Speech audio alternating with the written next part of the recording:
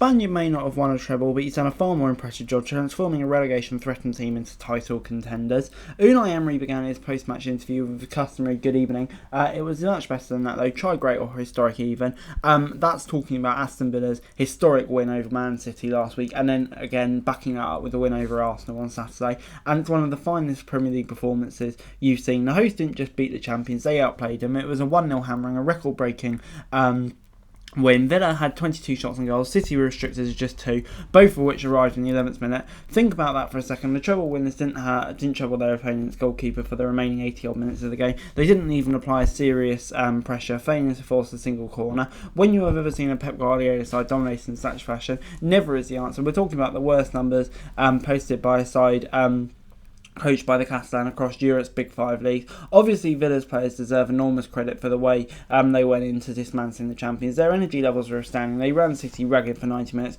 pressing them to their death in the final third. However, the mastermind behind this performance of the season so far was Emery, the best Premier League manager arguably this season. Just over a year ago, Villa were in freefall. After a bright start to Gerrard's reign, the Liverpool legend's tenure turned toxic. The fans were bitterly disillusioned, the players bereft of confidence, and after a 3-0 loss to Fulham, John McGinn said he felt embarrassed to be a part of it. The supporters demanded a change of manager. CEO Christian Perzo had no option but to heed the call, admitting that the objective of continuous improvement had not been achieved, which was something of an underachievement. Villa had won just 2 league games and scored only 7 goals during the first 3 months of the season when Gerrard was sacked. They were only above the relegation zone on goal difference. Now they sit third in the table, while Villa Park has arguably become the most irritating venue in the Premier League, winning 15 consecutive home matches. Make that no mistake, this is one of the most dramatic and rapid turnarounds in Premier League history. Emery is making a complete mockery of the idea that Mauricio Pochettino needs time to transform Chelsea's outrageously expensive squad into top 4 challenges, given the impact at Villa Park he has made. So how did Emery do it? How did he take a team that was in danger of the drop to third in the table in just over a year? How did Emery rebuild a reputation that was in tatters after his Arsenal exit?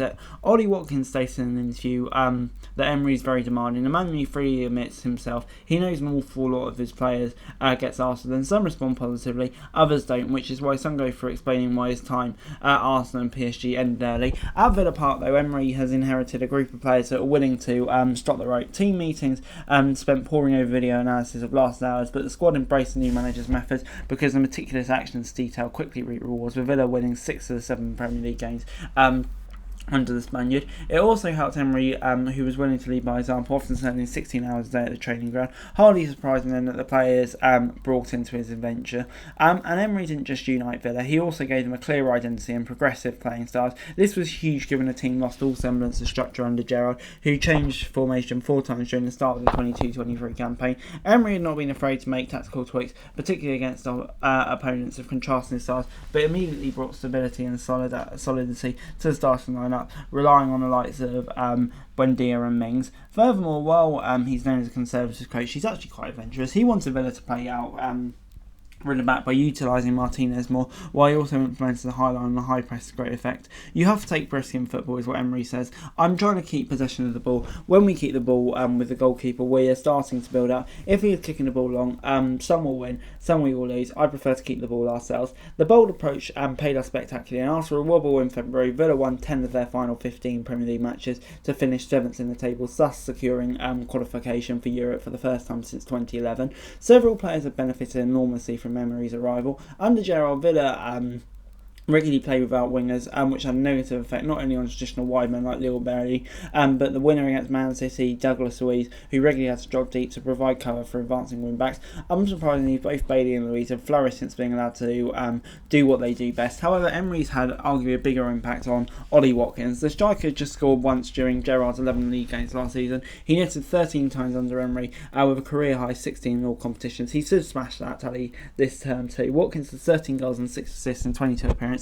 Only 5 players across Europe's Big Five have been involved in more goals, and that was the key for Emery getting Watkins to touch ball less. Watkins said, I sometimes want to come out of the box. He literally says, don't go there. He says, as bluntly, don't go, stay there. It makes me laugh, but it works, he said. The obvious question now is how far can Emery take Villa, given they've already travelled a great distance in such a short space of time. It was abundantly clear on Wednesday and Saturday that something special is brewing, and the summer appointment of Monchi as the club's new football operations president has only added to the sense of optimism swirling around the place. Monchi and Sevilla won 3 Europa League titles together at Sevilla, and now anything seems possible at one of the sleeping giants of English football. The manager was even asked about a title challenge on Wednesday night, given that Villa won the league the last time they had this many points in the last 15 rounds in 1980-81. Emery, of course, immediately shot down such giddy talk, pointing out that there are arguably some sides better equipped to fight for top spot. There's certainly no denying that Villa lack the strength in depth of England's elite.